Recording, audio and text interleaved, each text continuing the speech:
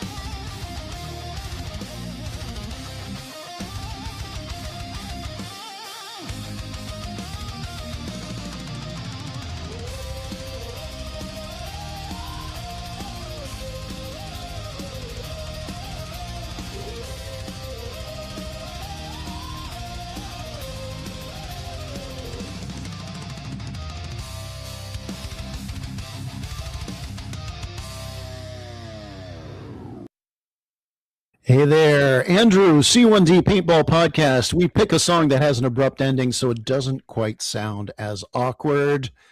I've got a full house today because I believe it's Winston Churchill said it amongst the Battle of Britain, one of the heavy nights of bombing. He said, "Holy snapping assholes, Batman, it's D-Day next week." So we got the whole crew here. You missed that class in history, right? You're in the back dumpster smoking a cigarette. Is that you, King? Was that you, man? Uh-oh. Oh, He's muted. He's muted. Jesus, we muted him already. He's got look in front of him. Is that a keyboard? He looks like a pedal board for like David Gilmour or something. Like he should be a roadie on stage there. Okay, obviously we got the King joining us. We also got Prowler Paintball, our crew, our special guests, our special officers for D-Day. And we got the regular crew, too, that aren't too shabby. We got Jeff. How's it going, sir? Hi. Great to be here again and on time. And I'm looking forward to this. It's going to be good. It's going to be good. Connor, who's out of the deep sea, whatever video game you're playing, it has to do with ocean stuff. Yeah, I've submerged. I'm here. What's up, guys? Nice. Yeah, Mike has been rescued from the fields of rust, and it nearly cost him his goddamn life. But that's another podcast. I'm here. That's all that matters.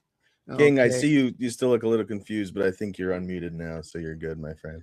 Okay. That's good. I would have kept me muted myself. But... and I'll be honest, right now I'm just setting up my game of Jagged Alliance. So. Oh, there you go. A little. I'm old, but I'm not that old. And Andrew, once again, fuck off! I was playing Jagged Alliance like 15 minutes ago. Stop that. Okay, Prowler, I want you. Not only we hear your voice for the first time. Yeah. You had an okay weekend before D-Day. Do you want to explain your antics, young man? Yeah. Well, yesterday, as some people know, was the E1 for OPL, and I'm playing D6 for my for the first time. And Outback took home the gold. Nice. Great work, my friend. There we Great work. go. It was a lot of fun. It was great. We had a great team, and everybody there, including the competitors, everybody played great. It was just so much fun. Shit. I gotta run medic next week. You gotta have a gun in your hand, son. Whoa, my gosh. You gotta get Connor, drag Connor out to one of these speedball events too. I want to see him go out there. He bought a speedball marker to our last outing because his girlfriend came for the first time, and it was his backup in case any of his smart-ass C1D members are going to have any ideas of throwing any paint at her. Yeah. Okay, by the way, before we get into D-Day, basically we're just going to talk shop, tell stories, get the hype built up, because, it's 52 weeks in between each D-Day, and we've already done 51. It's that last goddamn week that takes so long, it seems, right? Oh, yeah. Okay, I want to shout out backyardbattles.ca. Friends of Nightmare, Brian, might have seen him doing stuff for Backyard Battles. They set up Jelly Ball and stuff like that all across Ontario. Fun kids parties, introduces them to shooting projectiles at each other. It's a lot of fun. It goes on as the name in your backyard. Look, Nightmare's out there. He's got a territory. I think he covers more of the Western Ontario. His enthusiasm, as everybody who knows him, has even just watched one of his videos or seen him at one event will know he's full of life. So I think he'll be really good for that. But it's always good to give a little plug. But now it's shenanigan times. But we have to have one semblance of. Thank you for welcoming Jeff. Jeff, everybody. Once again, if you're listening on Discord, on Spotify, we do have live feeds on other things. So when we say people's names randomly, part of it's alcohol delusion, the hot sun, narcotics, and sometimes it's to the people listening to us, and sometimes it's everything in one. Look, we got a great team assembled for D-Day, and the other side is going to have a great team too. A lot of great people that go there. But I wanted to make a little announcement. We all know the XO is the king himself because the Kaiser just couldn't stay away from the king. So we want to rule the field. Look at that. Look at the humble death to the bitches shirt, the Commando Action slogan on his shirt. But there you go. Do you want to jack your mic up a little bit, or is that just me? Oh, it could be my mic. It could be you. We had minor technical difficulties moments before the show. Noticed that my headset was busted up, so I dug an old Snowball mic out of a box. You messaged me the link, and I'm like, fuck, that's right. So I put my headset on. Headset's dead. I'm like, that's weird. I go look at my machine, and I notice that the dongle is like bent. I'm like, oh, great. Oh no.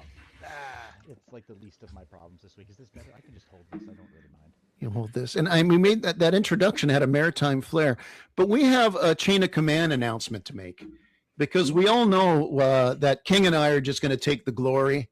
I want to take as many in-game selfies as the general, like in the worst cover, say, hey, take a selfie with the general in a real shit location, just to blow the guy's mind, whoever it is.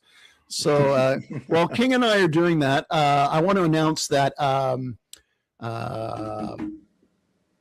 we are appointing a field marshal, kind of the next in command. While King and I take the glory, he will take the defeat, but he's proven himself in battle. And, you don't get too many opportunities to be a general, so you want to make sure people get acknowledged. our field marshal for the event, to take the blame, but to do the great job he always does with his great insight. Jeff, you are the first field marshal. I'll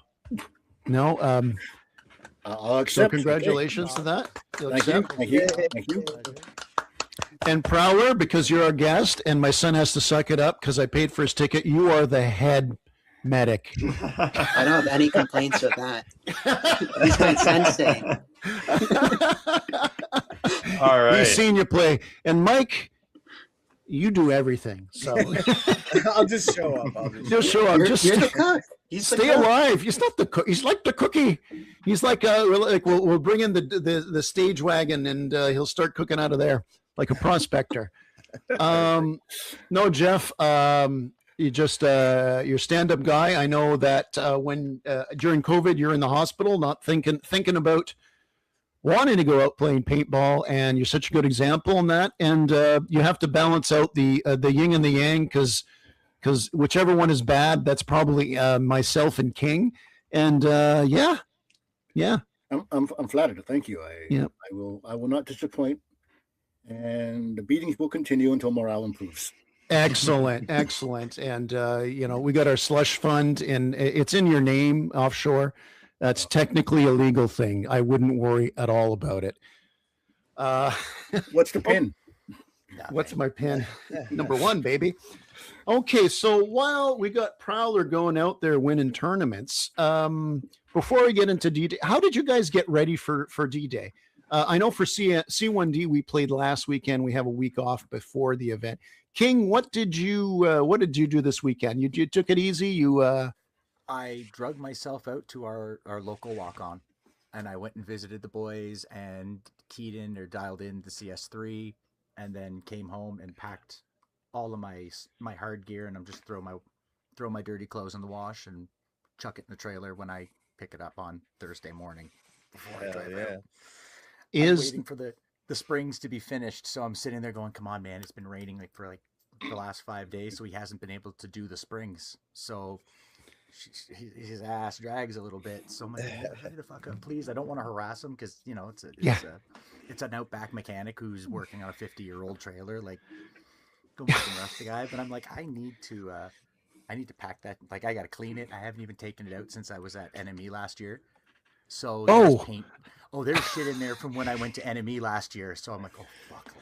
Well, as long as he didn't leave any milk in the fridge, I don't think it'll be that bad. There was no milk in the fridge, but I know something exploded in there, and I don't know what.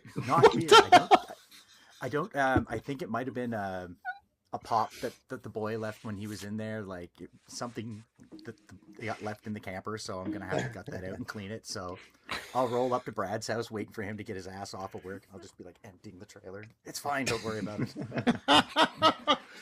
Now, Prowler's got the finally fixed this stupid mic. It was trying to talk through my headphones. We fixed it. Oh, there you go. We got it. So Prowler, I just try to get it. Prowler's got the excuse that his gear isn't ready because he just used it. I already washed it all. I'm good to go. Yeah. Oh, damn. There you go. All right. That's why he's head medic. There you go. Connor, as you saw last time we went to paintball, you have to help me pack or I'm going to forget. And I haven't got very much leeway this time out. So you're going to help me pack on this one. Look, I want to tell a couple of, let's talk some D-Day stories. The one thing I think is something, when you first play your first D-Day, you remember when you charge in, but it's that realization that, holy shit, I'm here. And for me, so I'll start off with an example, is 2019, we started off at the Navy base for the Allies, like way behind there. Boats where the boats are, where it used to be. Oh, yeah. Way back there. I remember that. Yeah, and that was like no shit when we got to the top of the hill. The Mirabelle Army, who should be fighting on our side this year, hopefully, they pinned us down. But I just remember hitting the top of that hill because everybody running in, charging, and they're all cheering. And I get to the top of the hill and I see there's 2 or 3 guys throwing smoke from our team onto the incline of Hamburger Hill. and just people screaming. It was a guy dressed like Deadpool too, by the way. And that's when I knew like I'm in this, and that's when it's like, oh yeah. Did any of you guys have that first like big moment like that? King, I mean, you've played in so many places. Yeah. Did you have a moment like that, or as your experience over the years kind of like dulled your senses? From like my first final battle is still probably one of the coolest games of paintball I have ever played. That running full, not, and at this point I was running wide open and to run for the slapstick, and I was running into the NFT lads, so Rhino and Congo. Congo wasn't there, but Mike and Nico, and we were hammering the shit out of each other, point blank. Bop, bop, bop, bop. And I mean, I came home black and blue, and after the game, and I was screaming. They've got video of me losing my shit because I had driven all this way from the Maritimes wearing a crown and mouthing off at people. I couldn't go home a loser. It didn't matter if I lost every year after. I had to go home the year that first year's a winner. So I'm screaming and I'm kicking things and I'm just running into those guns. And after it, I took off after Rhino to go give him a hug. I didn't know the man from a hole in the wall. So I run to give him a big hug. He's ready to crack me in the teeth because he thinks I'm mad at him because I'd been screaming at him for half an hour, just losing my shit. And I made and after that, he's ready to haul off and hit me. And he realizes that I'm laughing and I give him a big hug. And he's playing with us this weekend, which is awesome because I love the guy. Nice. And, still any chance he's going to punch you in the face? No, Rhino. No, I would have to do Got some serious 5 on the shit king. to make Rhino. No, man, I don't play it anymore. I find it's just you don't need to do that. But that's right after that. Like 10 seconds later, I walked off the field, and that's when I met Thomas. Oh, okay. I walked by and I saw the back of his jersey, Bork, and I slapped him on the back and I said, "Holy shit! I've never seen another. I didn't expect to see another one out here." And I got home and I have a message from Thomas Bork. What the fuck is this guy? And I click on it and it's yours, Thomas. And that's when the gag started. But that would be with that first final battle was real wild.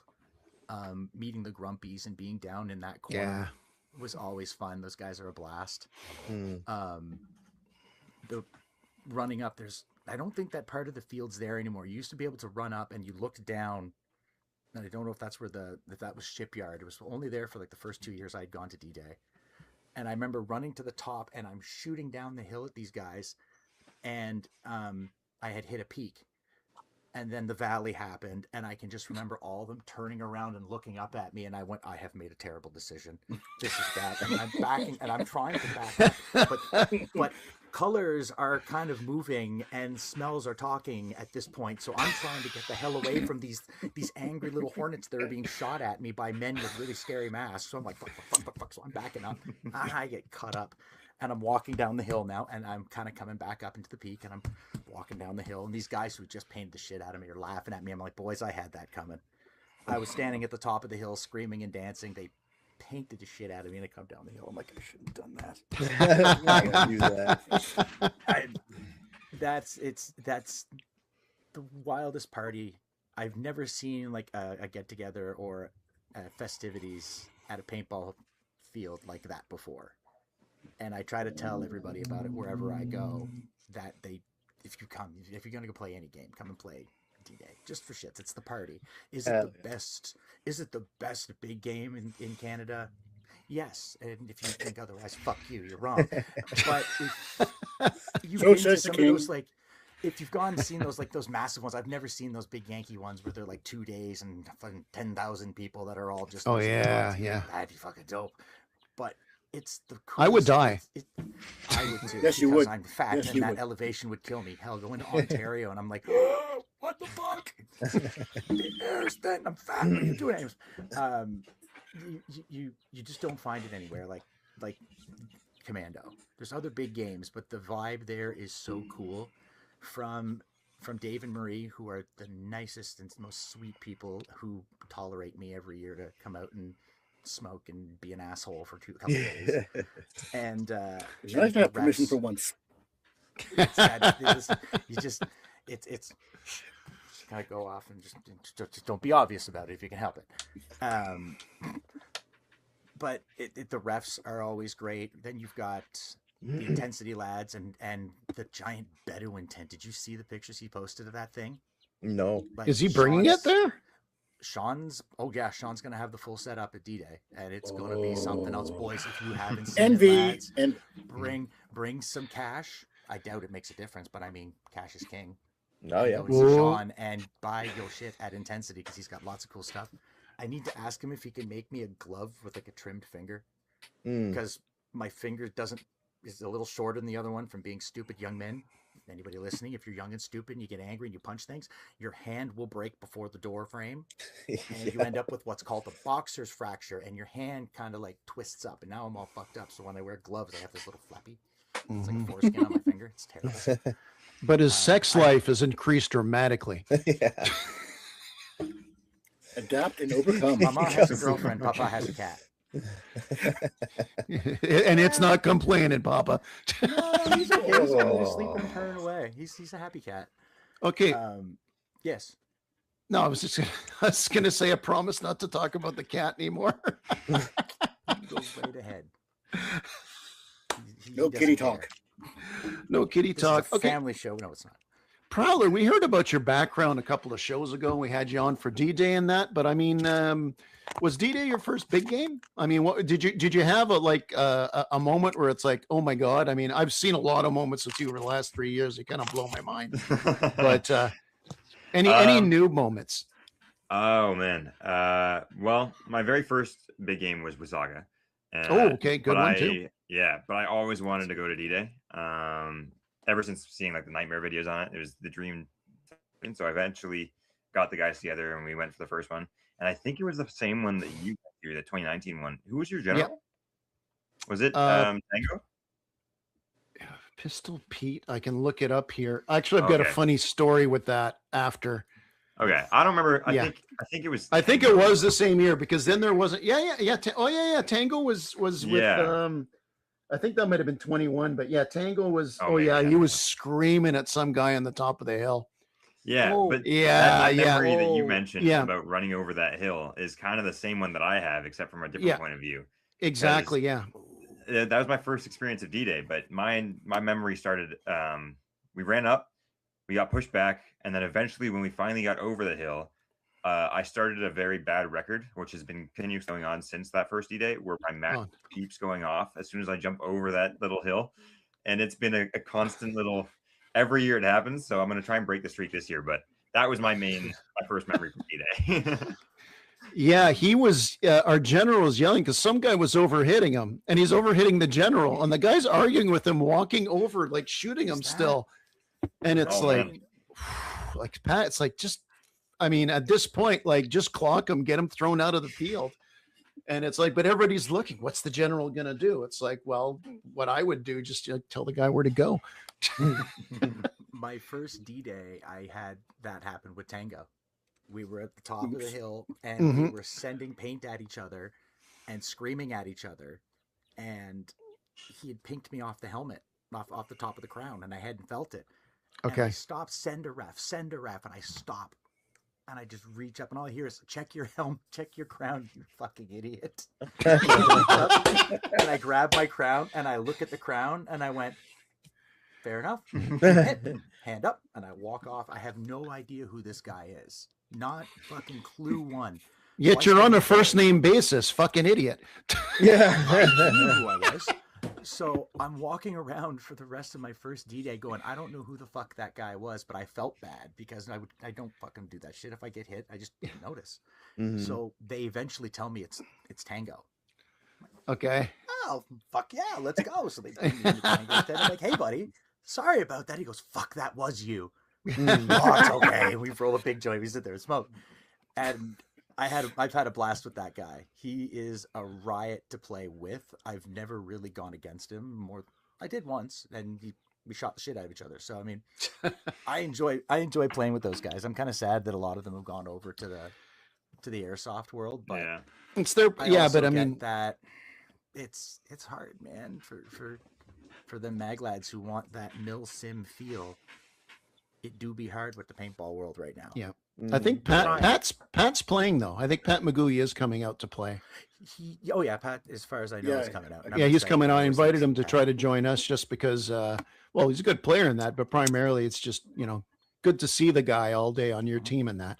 Connor, do you have any first memories of your first D-Day or something that's like, that's when you knew like, wow, this is pretty awesome. Just the scope of it hits you.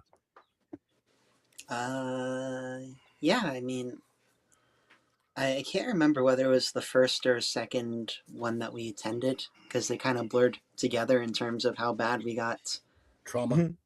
Destroyed. Yeah. But I remember one guy. I don't even know if it was a big name or something, but I guess it was the second one then because I think it was Alex's first one. I brought out a friend. Okay. And I just remember being at the hill and it was just me and him. And this is like when me and him are still newbie boobies when it comes to paintball and we weren't very good. And we just don't know how to get up this hill. We're just waiting. We're waiting for somebody good. And guy comes and he's just like saying a bunch of bad words. But he's basically saying like, hey, if you're not going up, I'm coming back down. I'm shooting you all. And I remember we all ran up. And it was cool. Oh, I have to use that one next week. I'm going to write this down. Take notes. Yeah, it's like, oh my God, it's like the Russian army. It's like if the officer goes past you, you're done. So that's like the first big thing. It's like, oh God, this is pretty serious and for reals. So yeah, we're gonna do some stupid shit. As always, whoever understands, I don't usually wear a plate carrier anymore. I've kind of gotten away from it. I'll be wearing one this weekend because we're gonna do some stupid shit. That's it. I want to go over there and I want to shoot as many of them as possible. They're gonna look at me. I promise you, the obscenities that I'm going to yell at these people and insinuate, and I will again allege that Patrick May hangs out at Scientology clinics. Patrick May. That's what I heard. Patrick May allegedly hangs outside of Scientology clinics. I don't. I haven't seen it. But and he's always late. He's always late. Inside. Yeah. Weird. Pat Magooey, on the other hand, I don't need to allege, is a damn fine fellow, and hopefully we get to play with him this weekend. Possibly a vampire, but are vampires still popular? I don't know. Ask the young guys, man. Ask Connor. I don't know. They're closer to. I know my girlfriend did a Twilight marathon with her friends last night, so I guess it's. There you go. You need to know really, I was about to ask that. Lots of Kleenex. Now hold on though. I would watch Blade instead. Yeah, you can get away with it. Never watched Blade. Put on the director's commentary of Twilight, and it is fucking hilarious because it's Robert Pattinson shitting on the movies the entire time. Oh, really? Acknowledging that it's fully acknowledging that they're dog shit, but he did it for a paycheck because now he could do whatever the fuck he wants. Yeah, good actor too, actually. Good actor too. Tenet is where when I saw him before when they first announced him as Batman, and everyone was kind of shitting, and Tenet dropped it like around 2020. It was like the first thing. COVID, COVID really screwed up its release. I remember that. Fuck, it was good. A great flick. I still have not seen that. He can act. I recommend. It's a great. He's also he's a secondary actor too in a movie called The King, which features Timothée Chalamet as well. Historic movie. He plays the King of France, Pattinson, in it. Yeah. Good movie. It is. Oh, you did see that movie, yeah. Mike, your first D-Day was 2 years ago. When did you realize that was it? Like you're in the shit, man. You know, when the moment I got over the hill and you started yelling at me to keep running, and I fucking couldn't. But boss. I'm tired, boss. I'm tired, boss. That hill is rough, but I really look forward. The last 2 years, I mean, we started on that side. I look forward to getting to the top of the hill and seeing what happens once we get into the woods and stuff. And I think just when you're running and you finally see the enemy, you know, hunkering down or running straight towards you. And that's after a few minutes of straight running. And that's my most immersed moment, is finally seeing because both the 2 years I went, we were right up front both times. We clashed with the front line, and that was pretty neat. But I gotta say, last year we got to the start right before the explosion started. So we didn't have a lot of time to hang out. I don't know if there was like a pregame speech or whatever, but the first year I went, I think we were out there for about 20 minutes waiting for the game. We were all stoked. And Tonka stood up on top of this massive structure, and his voice is just he sucked everybody right in. All of a sudden everyone turned around, the whole like hundreds of people got quiet, and he put on what I think is the most epic speech I've heard. And it was just so like, it was intense, and it got me so in the mood, in the groove, in everything. And I think that's what got me through half of the day the way I did. But it was so immersive to me, and I took everything he said to heart. Good D-Day. Yeah, that was amazing. That was a good D-Day. And there was another point in that D-Day, particularly, or maybe this was last year, actually. I can't remember. Like Connor says, they kind of mush up. But I was standing off in the tree line. I was kind of tired. I was really trying to take a sleepy. Yeah. I was trying to take a breather, and all of a sudden, Tonka again, he comes up with his big general voice. You know what I mean? He can get your attention from halfway across the field. Yep. And he said something like, "I need a few guys to blah blah blah blah blah," and I'm like, "I'm so tired." But Tonka just asked us to do it. So you see like 5 or 6 C1D guys immediately like form like Voltron, and then a couple other guys come around, and it was a really cool moment for him to just gather a bunch of tired people to go and do a really cool mission that I think paid off pretty well. But he's a class act. Yeah, absolutely. He's good to have. But just those little moments is what I look forward to. I look forward to like me and my wife stick together in the beginning, but one of us might get taken out and we'll be like, all right, we'll be back. I'll be back. You know, I'll see you in a little bit. Oh, she's my code breaker too, though. Yeah, it might be 30 minutes before I see her again, but I'm always worried about her. Like, where is she? Is she okay? I don't have my eyes on her, and I run up, and she's like holding shit down, and she's got like a mini army behind her, and like, why was I worried? Like, she's yeah. So I look forward to that too, the little moments with my wife and stuff. But yeah, I'm super stoked for this year. So Jeff, with the guy with the most, Mike, Jeff, with the most experience paintballing in us here, at least longevity, I mean, you played other big games and that, but is there anything when you first hit this field in particular that kind of like jolted you or just made you feel like, made it all real, made it worth the drive even? There's so many little moments, but the first one, if there's anything that comes to mind. I have to put like the 2 big games in context.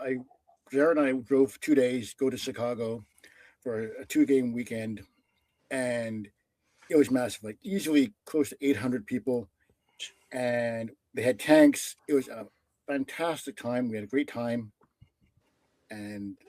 but playing D-Day as part of C1D, you're just 2 guys and you're following all this massive humanity all going one way. It's like that's cool. But when you have a squad or a group of people or a team that you can look across the field, you see the jersey and going, there's my people.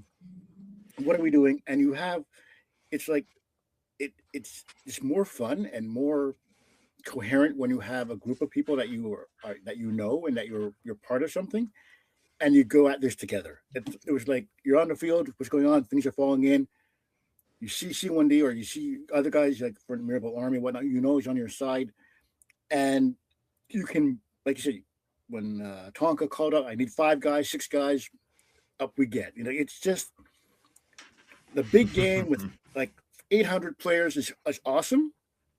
But even like with 300-400 players, but you're part of a team and you have a guy you can count on your back, he's keeping an eye out for you. It just totally changes everything. And when we went up that hill on that first D-Day back in 2023, 23 or 22, yeah, 23, up over that hill, and you just see all your jerseys, all the guys, and you're just all moving with one force up over the hill. And how did they get there so fast? You take care of that rule here. Running up Hamburger in the morning, you're in for some shit going up that hill. And I made it. Okay, I made it, and I'll just keep going. I can't. That's what it's like. Even in Chicago, they had tanks. We were down behind a wall. and Jared and I are behind a wall, and there's another guy with us, and he's against the back part of the building, but the upper part is missing. And the tank is firing in twin A5s, and you can see where the paint line is, the kill line is, the tank. And he's lying down. He's like, don't move. If you don't move, stay below that, you're good. And it's just the paint's, it was awesome. But at D-Day, when we had the paint coming, and you're with your friends and your buddies, and it's like, this is more. It was more fun. It was more real to be able to share this experience with someone after. You know there's going to be someone you can talk to about this after, who knows what you're talking about and knows what you're feeling. Yeah. Like there's the only person I can talk about that tank was Jared and myself. We're the only one who were there who, in our circle of people. Now, with the rest of the guys, C1D and King and Maritime, and like we have a shared history. Yeah, it's all those million stories. The million stories you go, like you'll be with Prowler. And you'll be with the King, then you'll be with the C1D guy, or then you'll be like, there's a guy Donut, the speedball player from Mirabel. I just see him at events. I don't know if he has a first name. It's like fun cockroach. too, because I was on the other side of your 2023 game when Tonka was the general, because in that final battle, we beat the shit out of each other. Like Tonka and I ran each other down a couple times, and I walk again. I did the same thing, walk right up the middle, and I got fucking painted, but I loved it. I still love that rush, just walking. Fuck them, they're gonna hit me. Well, they're gonna hit me, whatever, who cares? But I'm gonna get that flag, and it's gonna piss them off. But after that loss, like after Tonka, and he was so like you guys fought so fucking hard that day, and it was a hard loss, and I felt bad because we thought we came back. We thought we'd so come close, back. and it was nasty. Like you guys were close, and but he got it back. The next he won year? it the next year, 24. Yeah, he won it the next year because we fought with him, and that was a great. He's Bear Hill, baby, for C1D 2024. Bops, like this is gonna be coming over that hill. I can still see them, just the balls coming at my head. I'm like, back to the bottom of the hill, boys. Here we go. I'm fat, and I really don't want to go back up this hill more than once. So can we just do this, please? Yeah. We also had Alpha Savage Army with us for that too. Oh, he was just right up the middle. He's just like, yeah. Okay, I'm going to, first of all, I wanted to say that the walkthrough, C1D, we do a walkthrough with our members, and even last year we had some of the crew from the Axis side who we fought on. We do a walkthrough, and we just go through the field, make sure everybody's call-outs. We check what's different, and we talked about that before on a previous show on that. There are some changes year to year. Yeah, apparently there's some more changes, so we'll do that walkthrough. But so that'll be happening. And that brings me to the next thing. I just pulled up the latest weather report because we don't need to worry about that. Sunday, June 7th, 2026. Now, this is Ottawa, so it's a little bit outside of Ottawa, but still. Light rain, high of 16 and a low of 12. Morning, mostly cloudy, slight chance of rain. Afternoon, light rain and showers, the highest chance of precipitation. It's only 60%, peaking in the afternoon. It's not going to rain on our parade. Evening, continued showers, light rain. That's okay, because I'm going to be, in the evening, I'm going to be asleep in the passenger seat of my car, because the first time in 4 years, Connor's not driving himself to the event. He can drive me home. What time is the walk on? The walkthrough on Saturday will It's at 6 a.m. Yeah. Get your butt there early, Adam. Yes, right after a revelry, you'll have 5 minutes to cold shave and get your ass on the field. Probably around 4.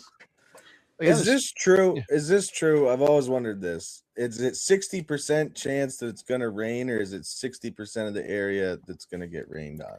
60% of the area. 60% of the area, which is 50-50. All right. The best way to look at it is check out the precipitation maps and then you get a general idea of what way it's going through. Yeah, and it's too early. It's a week from now. It's too early now. Yeah. Oh, that's true. It'll change. And even then, last year we had some rain, and it still turned out great. So. Yeah. Humid as hell. Out in the middle of the night if you're in a tent, tied down, blowing down the hill. Yeah. I had the trailer parked like right against the speedball field, and they were doing practice that morning. So I wake up, and I sit up, and I just see these poor bastards, and it's wet, and it's cold, and it's miserable, and they're out there doing practice. I'm like, Go back. Could be. Crawl back and they go back into my bed in my trailer now. I'm looking forward to parking there again. I like waking up to Speedball first thing in the morning is that's really great. weird. It's a weird thing to wake up to that first thing, but it's still kick ass. That's because you're in a quiet neighborhood. Yeah. Actually, Yeah, for up on the first hill. time, we had some crazy bastard. I'd left to go grab something, and my buddy upstairs heard someone run in the door and scream, "Help me, fucking help me," and slam the door and run back out and down the street. And I come home because I'm gone for like 5 minutes. I had to go to the pharmacy. I come back. I'm like, what the fuck happened? And he's telling me about this. I'm like, I leave for the one time. The KP3 is loaded. It's right there. I have been waiting to shoot either one of these crackheads. I've been waiting. Jeez. Gonna get We it. just pulled the whole fucking curtain back on this one, didn't we, guys? Oh yeah, bud. I got some strange neighbors, man. There's the low, not the low rentals. The public housing is like on the other side of the street.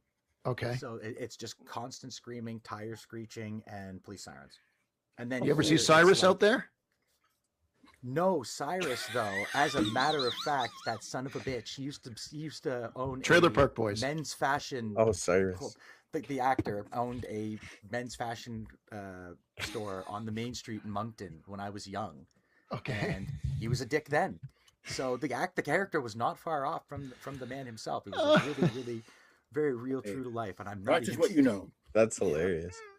By the way, what to bring next week if we're going to have that rain?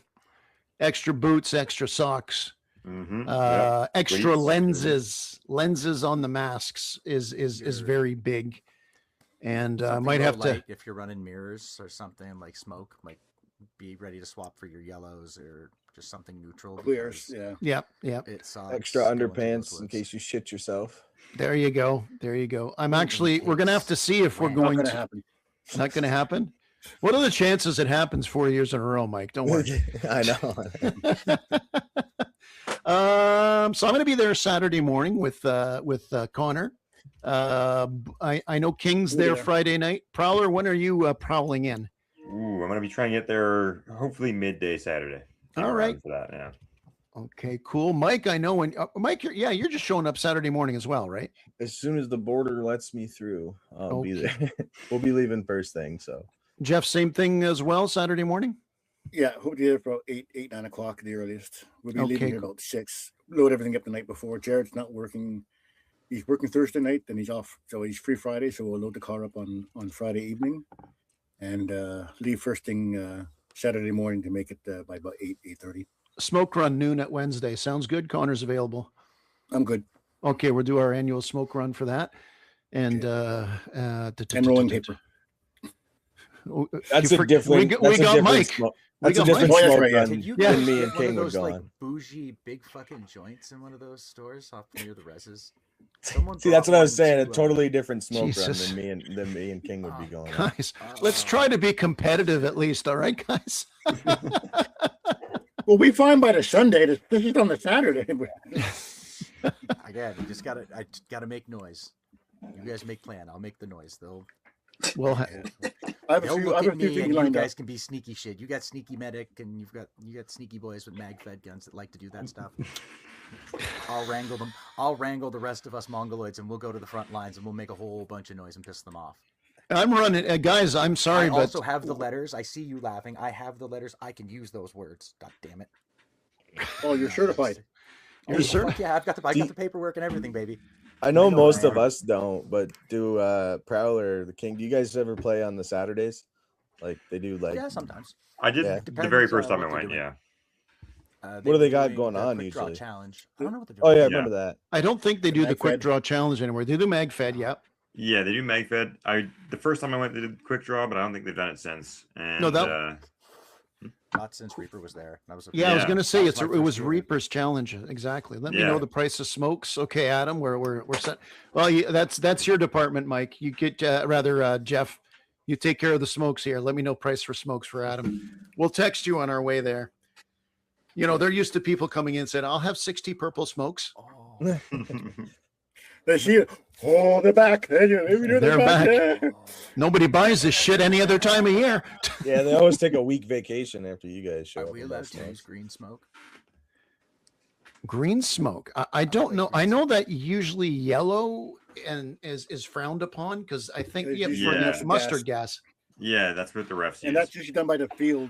Yeah, indicate an airstrike or whatever. But yeah, you mentioned early memories for D-Day. That's one of my earliest as well. Yeah, a ref driving around on a 4-wheeler just chucking smoke at people. Hey, you're all dead.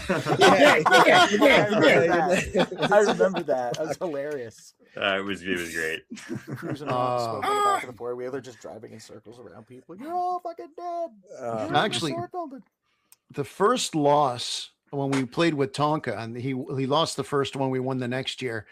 Is we pinned that might have been the same game, even Prowler. Is we went around and hit him hard in the forest, and we're pushing him back to spawn, and all of a sudden, like the 4-wheeler goes by, there's smoke, and it's like, okay, you got to go back.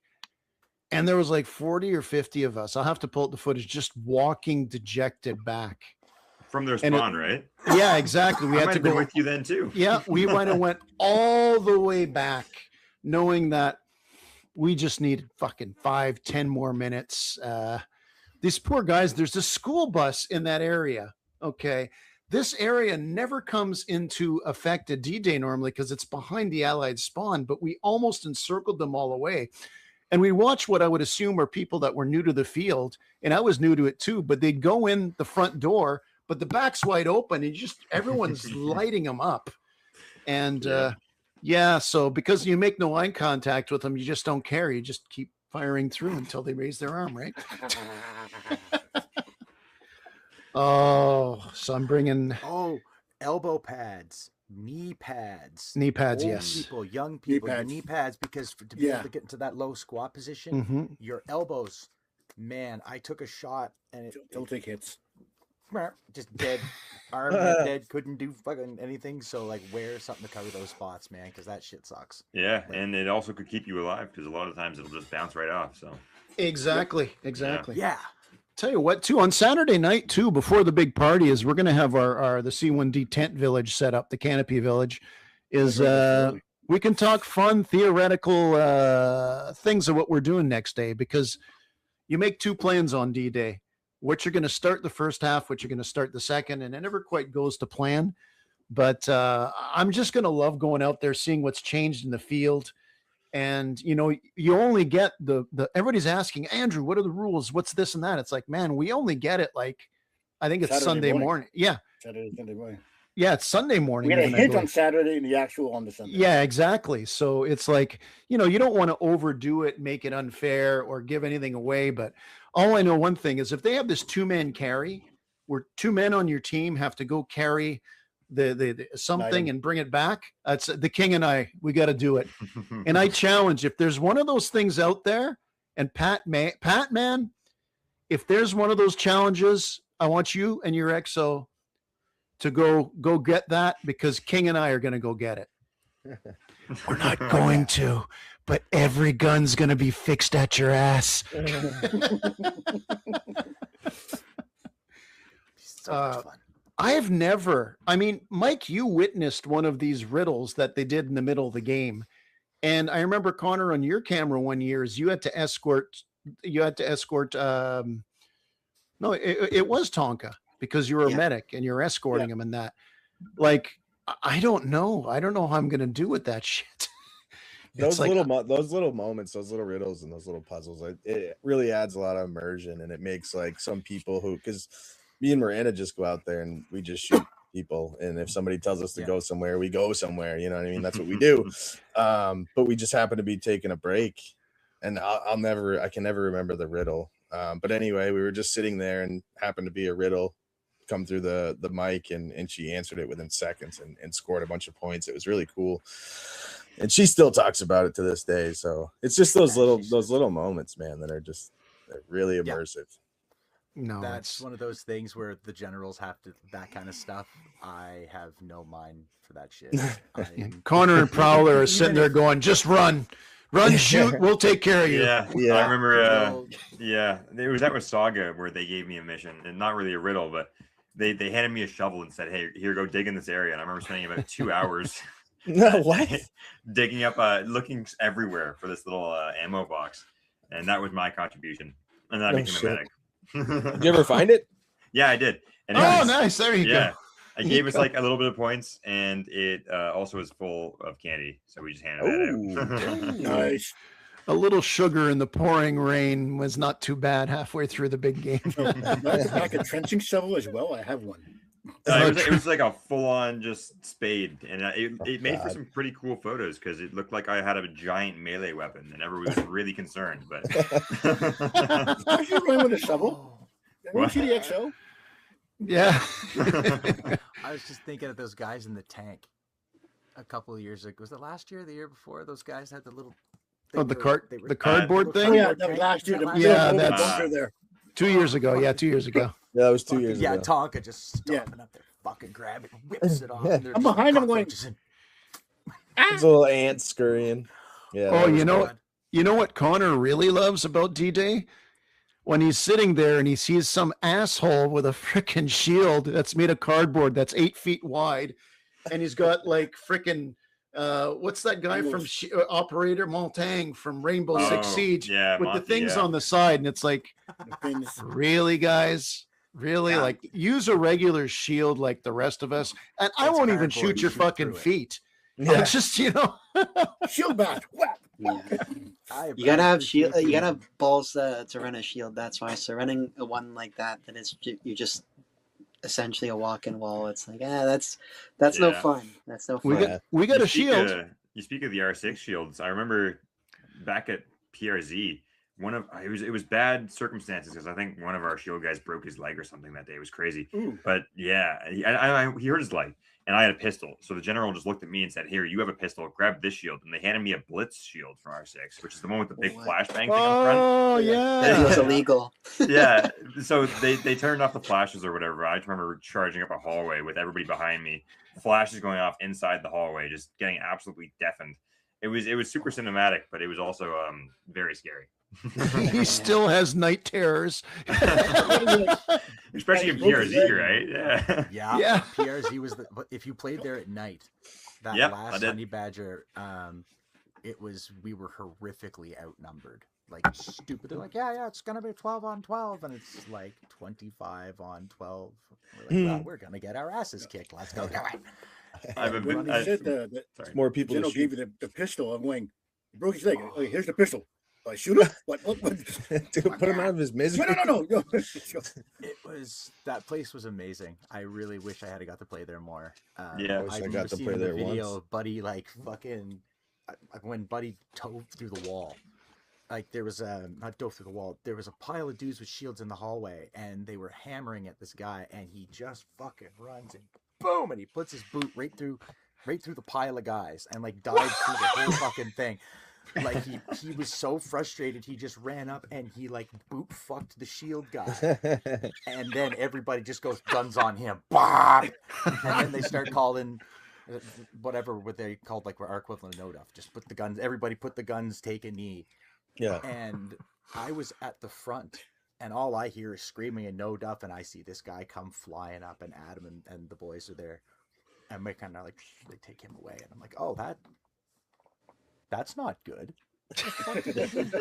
What the fuck? I'm standing out in the parking lot. I come back in. I'm like, what the fuck happened? And Brad's like, man, that was some fucking wild shit. I'm like, fucking stupid.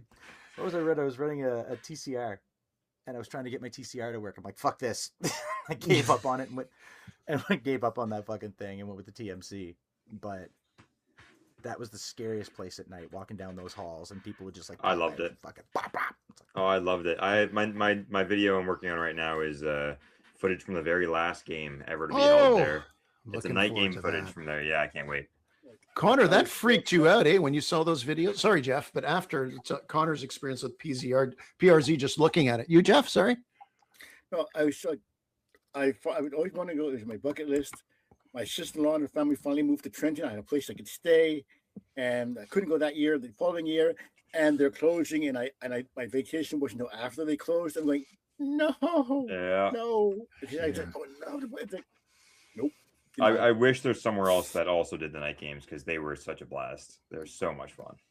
Yeah, I remember showing Connor PRZ videos, and it's saying there's the hallway of death, which is really ridiculous. Who the frig really wants to go down there?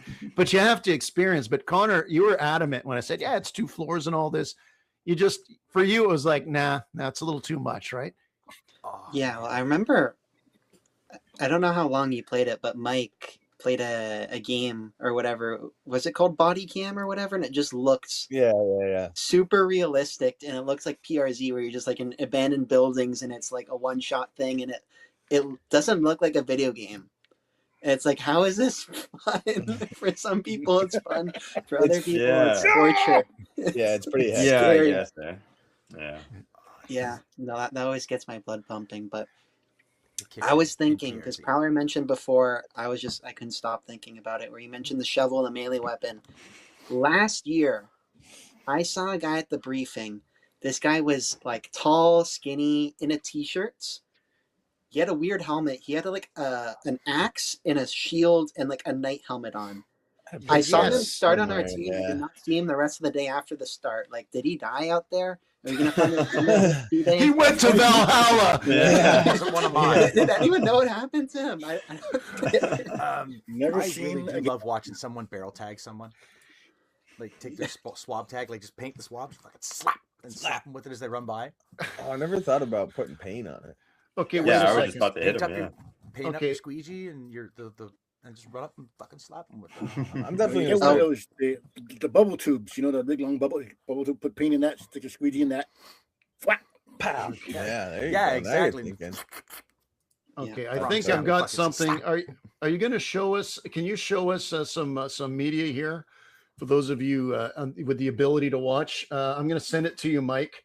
Sure. That actually Connor was experimenting with a new melee weapon, Oh God. which he used against.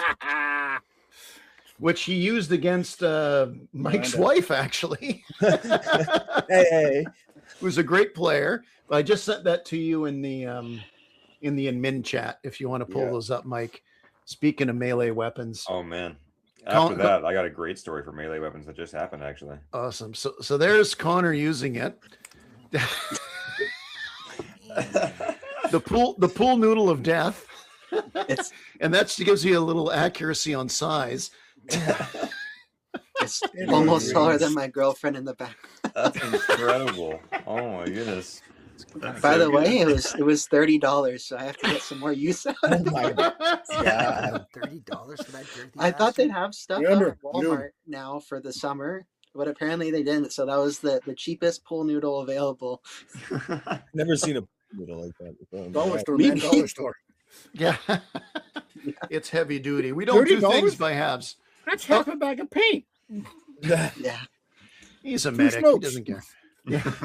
that's my flag. That's my flag I'm bringing on. Explore And you're paintball not goes on that, ribbed. aren't you? Okay.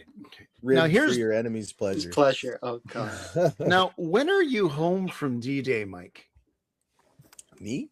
Not Mike, sorry, King. Did say Mike's like stuff. I don't will be know. home Monday. Okay. So we'll leave Sunday. We'll finish the game just like by 5 o'clock, and we'll go to our buddy's place, have a quick shower and a shave and maybe a bite to eat, and we'll start driving home. And we'll probably get to Quebec City right around there. That's Pull decent. off It makes your second day of driving much easier. Yeah, it's like 8 hours. It's a But nice, mentally- nice short little drive. Mentally, you're yeah, still mentally. at D-Day.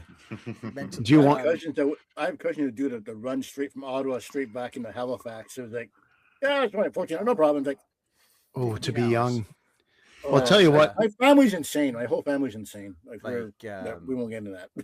Ottawa's 12 hours, no matter how you slice it. Well, 14 because you got you lose an hour going there, or you gain an hour going there, but you still got to stop to piss and gas up. Like, it's 12, 14 hours, no matter how you slice it. It's just going there, going through Quebec in the middle of the night, about 11 o'clock, and it just sucks. Just just sucks. All the goddamn pylons. That sucks. I will not complain about your goddamn drivers because they have one fucking thing in common, as they have this thing in their car that they use in Quebec, and I'm shocked that people don't point out that they just move their finger and the little blinky thing on the car goes, and then they immediately go. Yeah. Yes. They have a rule. And correct me if I'm wrong, Quebecers. If it's bigger than you, don't fuck with it. So if you're in a Civic and a pickup truck puts his signal on to go, get the fuck out of his way. He's going. He doesn't care. It's not a "can I please go?" Like in the Maritimes, you put your signal on, they wait because it's "can I please merge." In Quebec, it's light and they fucking go. I'm coming over. You've been warned. Yeah. I love it. I go to Ontario. They do the same thing, except about 60 fucking kilometers faster. And signals are optional, so it's kind of like driving at home. Yep. Except you've got 8 lanes wide, and I had so much fun in that shitty little rental. I had this tiny little Kia that I had rented from the airport, and I was just hauling ass on the highway going to pick up Kat. So I left from Pearson, I went to Niagara, and then drove to London. Just bombing around on the highways all fucking day and giggling my ass off. I loved it up until I had to drive back into Toronto. Yeah, you're never going to drive too fast in Toronto. We are going to have, we did it the last 2 years in a row, and we're going to do it again this year, is we're going to do the podcast the Monday night. So this way, everything's fresh. Your body's really starting to feel it. Everyone mentions that they didn't touch jack shit from their equipment. I should really make sure I didn't keep my magazines or whatever engaged, but we'll have a little podcast. We'll talk shop. There you go. Absolutely. And look, if you're going to the event and you're there Saturday, come see us. We're going to be walking around schmoozing. The King is going to be lobbying the finest marksmen out there who haven't committed to either side. Because why would you go to Pat May? The event's in June. He's late. He's late. You know, he's too busy putting twins inside of his wife. He's too busy with the sins of the flesh. You think he's going to be on the top of the goddamn hill when we're attacking him on force? And he's going to ask, what do we do next? And in his eyes, you'll look and he'll say, once these kids are born, I'm never fucking sleeping again. Is that who you, that's it. Is that who you want to fight for? Remember when Pat lost his keys last year on the field? And for 45 minutes, he made us look there. And then he remembers he Ubered there. Oh, fuck off. You're not serious. Pat, you're a nice guy. Allegedly. You're a nice guy. I mean, I posted this on Truth Social last night. You didn't read it? Allegedly. Oh, Jesus. Now, I mean, to be fair, he's never going to sleep again. So the only thing we can do in good conscience is put him out of his fucking misery. Yeah. Agreed. And we're not going easy. You won last year's game. I'm going to be dead much quicker before you, although I don't have twins on the way, so that could change.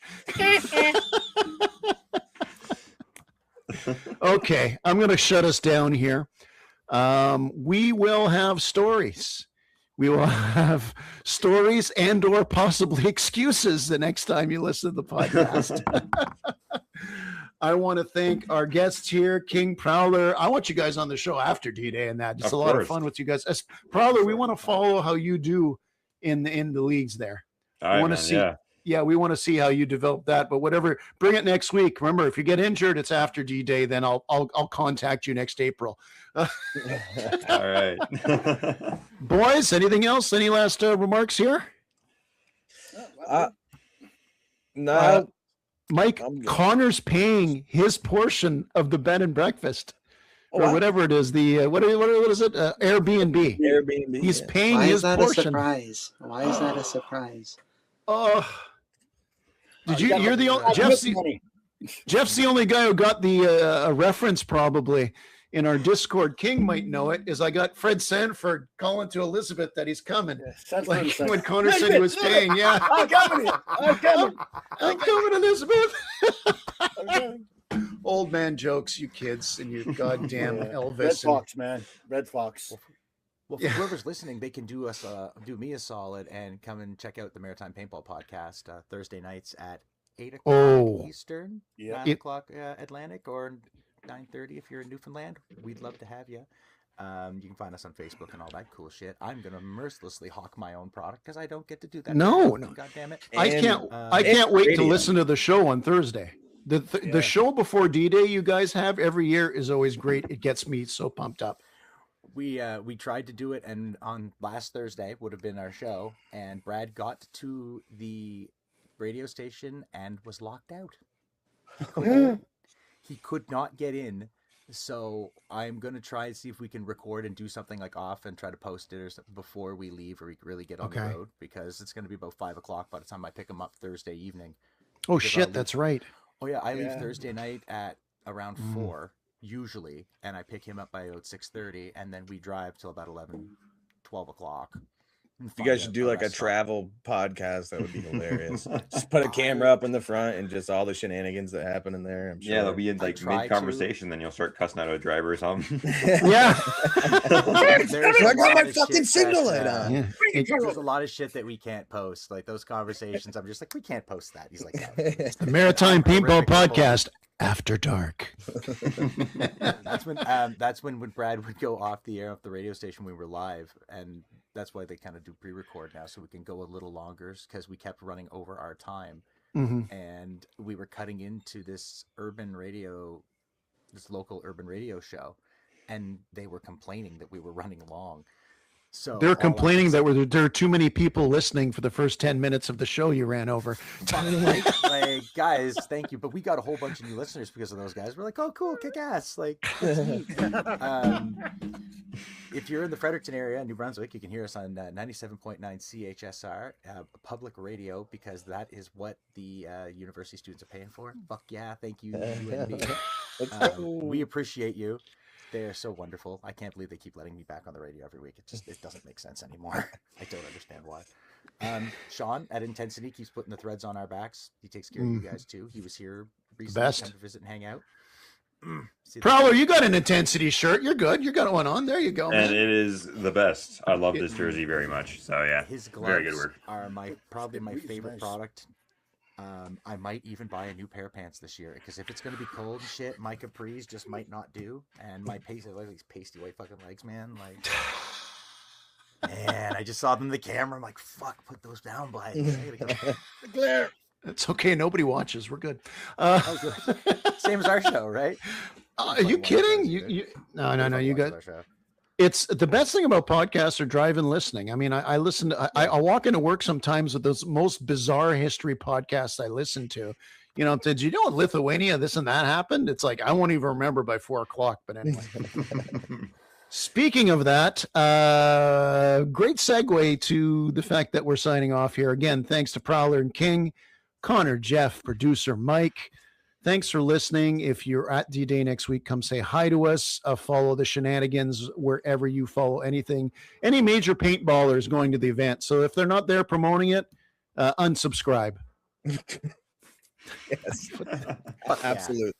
Absolutely. You can't say you support the sport without... Yeah, without cutting some fucking dead wood. Remember, at the end of the day, it's just a game.